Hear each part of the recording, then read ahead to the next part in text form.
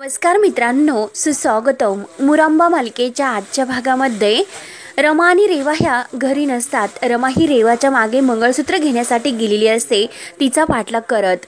तेव्हा घरातील मात्र सर्वजण ह्या दोघी कुठे गेले असतील म्हणून त्यांची वाट बघत असतात. काका म्हणतात की दोघी एकाच वेळेस कशा गायब झाल्या, तर सीमा म्हणते की हो ना भाऊजी, तेच तर म्हणते, आपली रमा अशी बेजबाबदार कधीही नाही, नेमकं आहात तरी त्या कुठे. तेव्हा सर्वजण विचारात पडतात. तर लगेच अक्षय म्हणतो की थांबा, मी त्या दोघींना बघून येतो. आनंद सुद्धा म्हणतो की आजी थांब, मी जाऊन बघून येतो. तर आजी म्हणते की कोणी कुठेही जायची गरज नाही, मी रेवाला फोन करून बघते. म्हणून आजी मोबाईल घेते आणि रेवाला फोन करायला घेते. आणि तेव्हा इकडे रेवा सुद्धा गाडी थांबवते आणि आजींना फोन करून पाहते, म्हणून ती सुद्धा आपला मोबाईल हातात घेते. आणि तेवढ्या तिकडे आजीच्या मोबाईलवर रेवाचा कॉल येतो. तेव्हा आजी लगेच फोन घेते आणि रेवा, अगं तू कुठे आहे, केव्हाच आम्ही तुझी वाट बघतोय, रमा सुद्धा घरी नाही. तेव्हा लगेच रेवा म्हणते की आजी, मला माहितीच आहे तुम्ही सर्वजण माझी वाट बघत असताल, मी कुणाला न सांगता आले. आजी काळजी करू नका, मी पार्लरला आलेले आहे. ऍक्च्युली ते लास्ट मोमेंटला टचअप करायचं राहिलं होतं आणि मी आता निघतेच, ऑन द वे आहे, तेव्हा काळजी करू नका.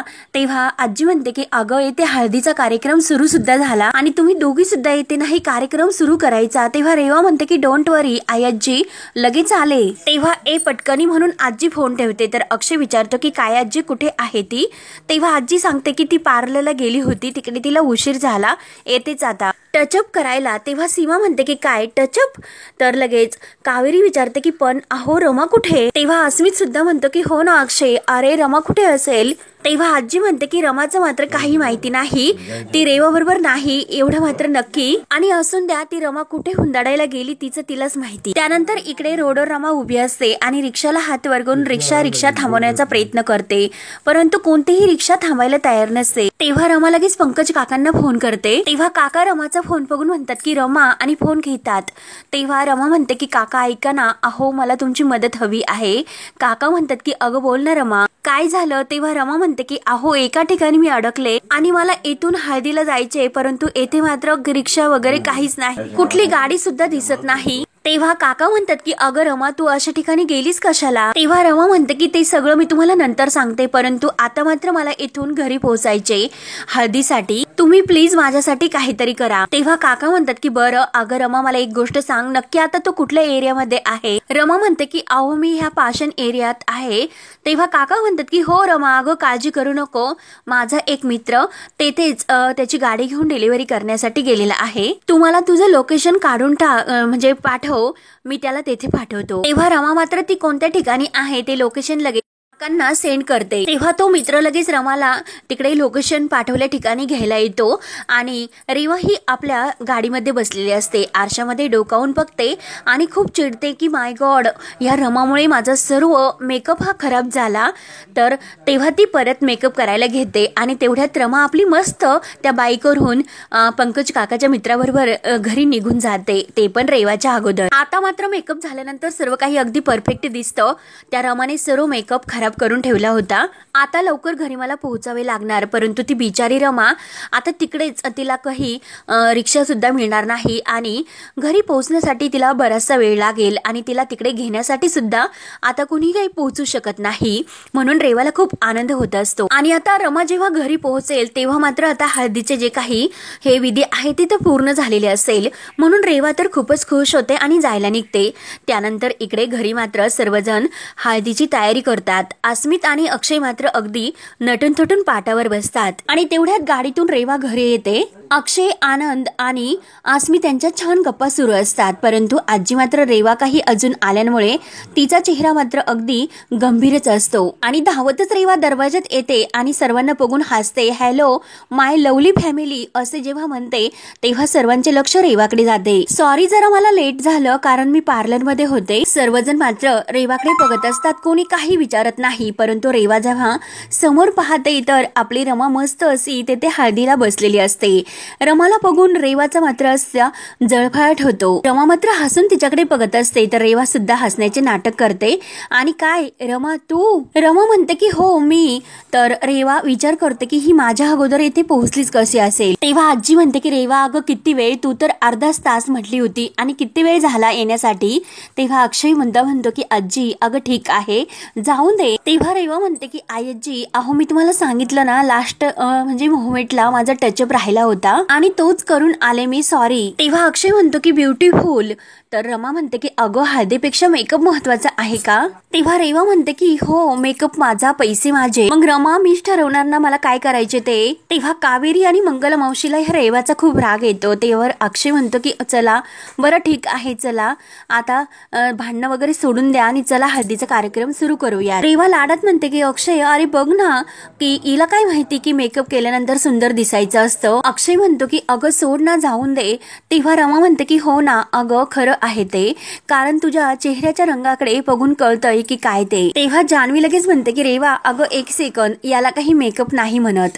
मेकअप कसा असावा सेटअप माझ्यासारखा नॅचरल. अगं सतत तुला फक्त पार्लरला जाण्याची कारण हवी असतात. सतत पार्लर पार्लर अगं येथे सर्वजण तुझ्यासाठी खोळंबलेत, तुला कळत नाही का ग? म्हणून जान्हवी तिच्यावर रागवते. तेव्हा रेवा तर हसायला सुरुवात करते आणि मला कोण बोलते जान्हवी तू म्हणून हसते.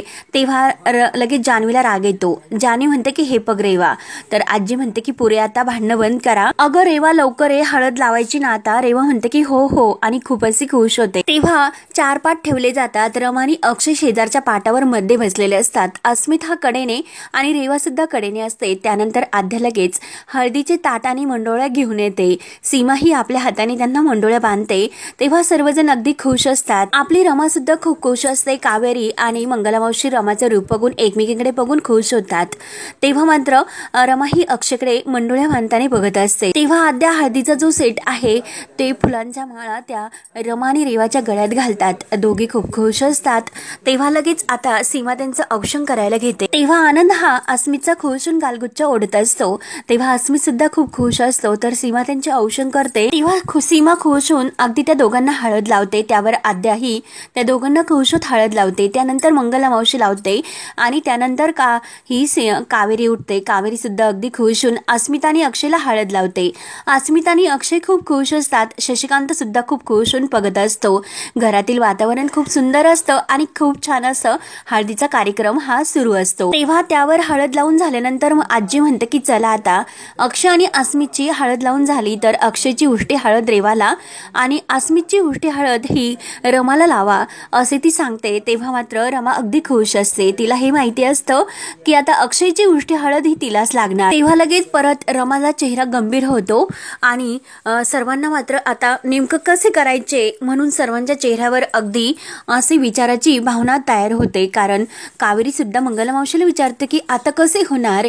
सीमाला सुद्धा तोच प्रश्न पडतो. अक्षय आणि रमा तर एकमेकांकडे बघत असते. तेव्हा आनंद मात्र हाच विचार करत असतो की आता कसे करू, परंतु मात्र मी असताना अक्षयची उष्टी हळद मी रेवाला नाही लागून देणार आणि अक्षयची उष्टी हळद ही तिलाच लागणार जिच्यावर अक्षयचा हक्क आहे तिच्यावर. तेव्हा आनंद लगेच डोक्यामध्ये एक प्लॅन तयार करतो. आनंद म्हणतो की रोज वॉटर अगं आई जेव्हा नवऱ्याची उष्टी हळद ही नवरीला लावायची असते ना त्यामध्ये रोज वॉटर हे मिक्स करतात. आई करतो ना आपण रोज वॉटर त्यात मिक्स.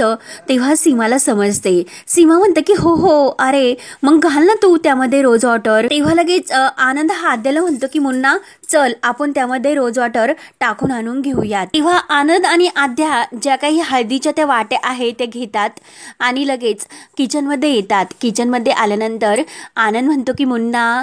तेव्हा आद्या हसून म्हणते की दादा अरे बोल ना. तेव्हा लगेच आनंद म्हणतो की अगं कर ना मग त्या हळदीच्या सर्व वाट्या चेंज. तेव्हा लगेच एकमेकांच्या वाट्या ते चेंज करतात. आजी त्या दोघांना आवाज देते की अरे किती वेळ, आनंद आद्या चला लवकर या लवकर. आणि त्यानंतर मग त्या वाट्यामध्ये ते रोज वॉटर आहे ना ते मिक्स करतात. आद्या म्हणते की दादू अरे पटकन. तेव्हा आनंद त्यामध्ये पटकन दोन्ही वाट्यामध्ये रोज वॉटर टाकतो. आद्या म्हणत असते की चल अरे सर्वजण बघतायत आपल्याकडे. आजीची मात्र खूप घाई सुरू असते की आनंद अरे किती वेळ. आद्या म्हणते की हो हो आजी आलो. आनंद म्हणतो की हो आजी अगं झाले. आणि परत त्यामध्ये गुलाबाच्या पाकळ्या टाकतात आणि लगेच घाईने त्या वाट्या ते घेऊन येतात. तेव्हा लगेच सीमा पुढे येते. त्या वाट्या घेऊन ती रमाला अक्षयची उष्टी हळद त्या वाटीतील लावते. रमा अगदी खुश होते आणि ती हळद तिला खूप छान असं वाटत असतं. असं छान फिलिंग तिला वाटते. तर अक्षय सुद्धा खूप लाजतो कारण रमाला त्याची उष्टी हळद लागली हे त्यांना माहिती होते. सीमा ही रमाला हळद लावता लावता खुणावते की अगदी परफेक्ट झाले म्हणून. रमा सुद्धा परत खुश होते. त्यानंतर लगेच सीमा ही रेवाला हळद लावायला घेते परंतु अगदी रागानेच लावते. त्यानंतर आद्या पुढे येते आणि आद्या त्या दोघींना हळद लावते. तेव्हा सर्व 5 जणी सर्वजणी म्हणजे कावेरी, सीमा आणि मंगला मावशी, आद्या ह्या सर्वजणी उठतात आणि रमा आणि रेवाला हळद लावतात. रेवाला मात्र अगदी नाक मुरडतच त्या हळद लावतात. रेवाला कोणीही खुश होऊन हळद लावत नाही. आजी शशिकांत बघत असतात. त्यावर अक्षय रमाला खुणावतो आणि रमा लगेच आपला हात पुढे करते म्हणजे अक्षयच्या शेजारी ठेवते पदरावर. तेव्हा अक्षय आपल्या गालाची हळद काढतो आणि रमाच्या हाताला अगदी खुश होऊन लावतो. तसतशी रमा अगदी खुश होते. कुणाकडे लक्ष त्यांचे जात नाही. अगदी चोरून ते दोघे ही सर्व करतात. तेव्हा ते दोघे अगदी खुश होत असतात कारण एकमेकांना एकमेकांची उष्टी हळद लागली हे एकमेकांना माहिती असते. त्यानंतर लगेच आता हळदीचा कार्यक्रम पार पडल्यानंतर शशिकांत मात्र हा गच्चीवर बसलेला असतो आणि रेवाला तो आवाज देऊन बोलावतो. रेवा येते. रेवा म्हणते की फादर इन लॉ, अहो तुम्ही मला बोलवलेत का? तेव्हा शशिकांत म्हणतो की हो हो, अगं रेवा तुझं लग्न आहे हे तुझ्या आईला कळवले की नाही? तेव्हा रेवा म्हणते की नाही, आणि कारण मला तिला बोलवायची सुद्धा नाही, कारण ती माझ्या आनंदात कधीही सहभागी होत नाही म्हणून. तेव्हा शशिकांत म्हणतो की अगं ती तुझी आई आहे. तर रेवा म्हणते की त्याने काय होते, कारण रेवाने आईला तर काय म्हणजे स्वतःच्या आईला सुद्धा कधी मान दिलेला नसतो आणि आई सुद्धा ही रेवाप्रमाणेच असते, म्हणजे जशाच तसे. रेवा ही आईला मान देत नाही आणि रेवाची आई रेवाला किंमत देत नाही. तेव्हा मात्र दोघींचं चांगलंच वाकडं असतं. रेवाला आपल्या आईला बोलवण्याची सुद्धा लाज वाटते. रेवा म्हणते की ती जेलमध्ये जाऊन आली आणि तिला जर मी येथे बोलवले तर माझी इमेज खराब होऊ शकते, म्हणजे किती नीच ही रेवा आहे हे आपल्याला या दिसून येते. कारण स्वतःच्या आईला सुद्धा स्वतःच्या आनंदात तिला बोलवायचे नसते, परंतु तिला हे माहिती नसतं की तिचं आता लग्नही कुणाबरोबर होणार असतं की अस्मित बरोबर, कारण अस्मितची उष्टी हळद ही तिला लागलेली असते. शशिकांत आणि रेवा ह्या दोघांना काही माहिती नसते, परंतु आनंद, आद्या यांनी बरोबर ते सर्व काही व्यवस्थित मॅनेज केलेले असते आणि अक्षयची हळद शेवटी रमालाच लागलेली असते. म्हणून रमा अक्षय आपले खूप खुश असतात. त्यावर रेवा ही शशिकांतला उत्तर देते की त्यामुळे मला ती माझ्या लग्नामध्ये नकोय, म्हणजे मला त्यांना तिला बोलवायचे नाहीच.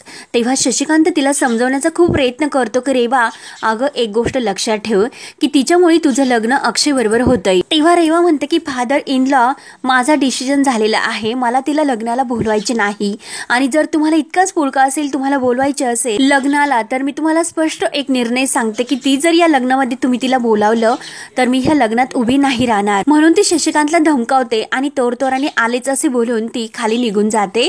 तेव्हा शशिकांत डोक्याला हात लावून घेतो, अरे ही दीड दमडीची मुलगी तर मलाच धमकी देते. हिच्यामुळे आणि हिच्या आईमुळे मला अजून काय काय करावे लागणार हे मला काही माहिती नाही. म्हणून शशिकांतला तर टेन्शन येते. त्यानंतर आता मेहंदीचा सुद्धा कार्यक्रम सुरू होतो. डेकोरेशन व्यवस्थित, तयारी सर्व काही झालेली असते. सर्व छान पुन्हा त्या मेहंदीला जो काही ड्रेस घालायचे असतात त्यात तयार होतात. सीमाला मात्र टेन्शन आलेले असते आणि रेवा तर खूप अशी छान तयार होते आणि खूप अशी आनंदाचं झलक तिच्या चेहऱ्यावर असतं, कारण अक्षय बरोबर लग्न होणार अशी तिची ही म्हणजे मनातून इच्छा असते, स्वप्न असतं, परंतु तिला हे माहिती नसतं की आता पुढे काय होणार ते. तेव्हा तर सीमा ही टेन्शनने आनंदला विचारते की अरे आनंद, आता एक एक करून सर्व काही विधी हे होत चालले, मग सर्व काही आपल्या मनासारखे होते की नाही?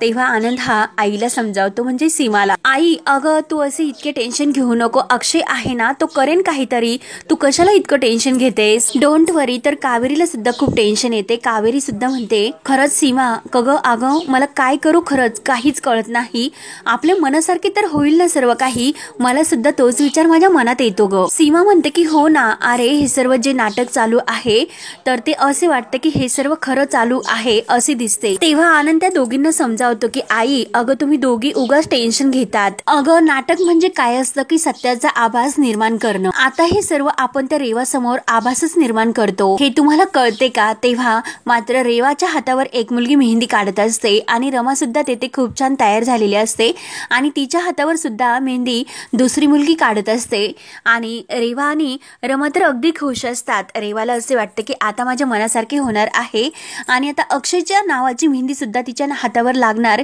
असे तिला माहिती असतं, म्हणून ती रमाला हिनवण्याचा प्रयत्न करत असते. तेव्हा अस्मितच्या जीवाला मात्र घालमेल सुरू असते, त्याला टेन्शन येते.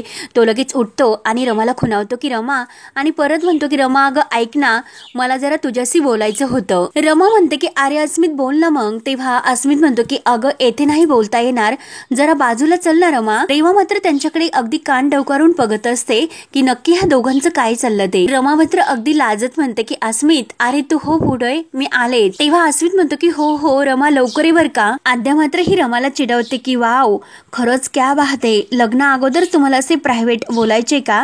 रमा मात्र हसते आणि लाजते। तेव्हा आद्या परत म्हणते की हो हो अगं लवली लवली कपलवर का। तेव्हा रमा म्हणते की काय ग आद्या, आणि रमा उठते आणि लगेच अस्मित जवळ येते। अस्मितला थोडंसं बाजूला घेऊन विचारते की काय ना, अरे अस्मित बोल ना काय बोलायचे होते। तेव्हा अस्मित अगदी टेन्शनने तोंड असे गंभीर करून म्हणतो अगं रमा पर पाणी असे नाकापर्यंत आले।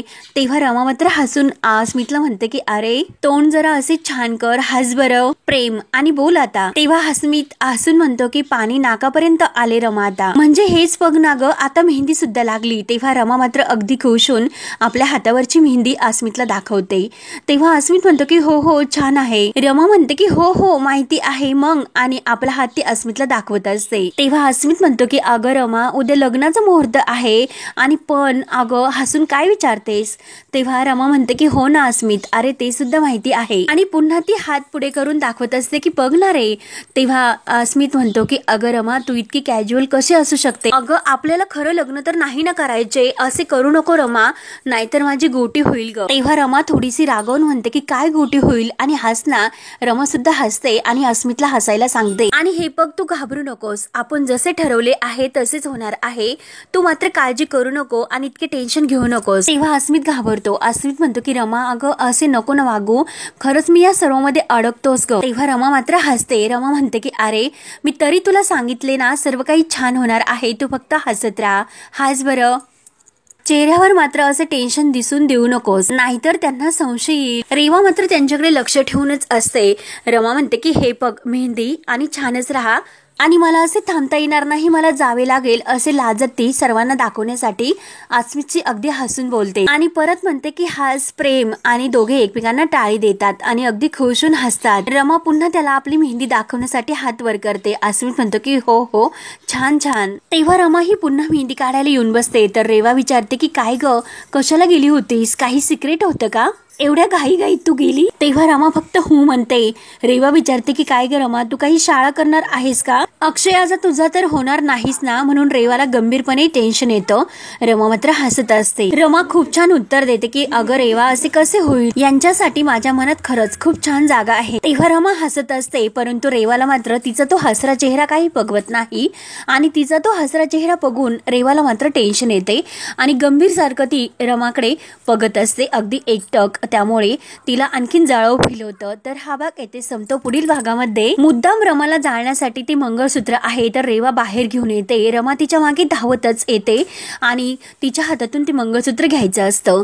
रेवा म्हणते की आता हे मंगळसूत्र एक्सपायर झालं, म्हणून ती चिखलामध्ये त्या चिखलाच्या पाण्यात टाकून देते। रमाला मात्र हे सर्व बघून आणखीन रेवाचा राग येतो, कारण अक्षयचं नाव माझ्या हातावरच्या मेहंदीत आहे। आणि तेव्हा रमा म्हणते की ज्या हाताने तू माझं मंगळसूत्र चिखलात फेकलंस त्याच हाताने ते मंगळसूत्र तुम्हाला उचलून दे, नाहीतर मी आत्ताच्या आत्ता त्यांना जाऊन सर्व काही खरं सांगेन की मी त्यांची अगोदरची बायको होती म्हणून, आणि मीच त्यांची बायको आहे म्हणून। तेव्हा रेवाचा मात्र खूप असा चेहरा पाहण्यासारखा होतो। तिला असे वाटते की खरंच रमाने जर सांगितले आणि अक्षयने माझ्याशी होणारे लग्न मोडले तर मग तुटी रेवाला नाईलाजाने चिखलात हात घालून रमाचं ते मंगळसूत्र काढून द्यावं लागतं। तेव्हा रेवाचे पूर्ण हात चिखलाने भरलेले असतात आणि रेवा ते मंगळसूत्र चिखलाने भरलेलं रमासमोर धरते तर रमा तिच्याच ओढणीनं त्याचा ते रमा अक्षय नावाचा चिखल पुसते आणि रेवाला खूप छान उत्तर देते की नाव फक्त मेहंदीच्या हातावर असून चालत नाही, तर ते हातांच्या रेषावर सुद्धा असावं लागतं। तेव्हा लगेच रमा ही तिच्या हातातून मंगळसूत्र घेते आणि अगदी मस्त तोऱ्यात आतमध्ये जात असते।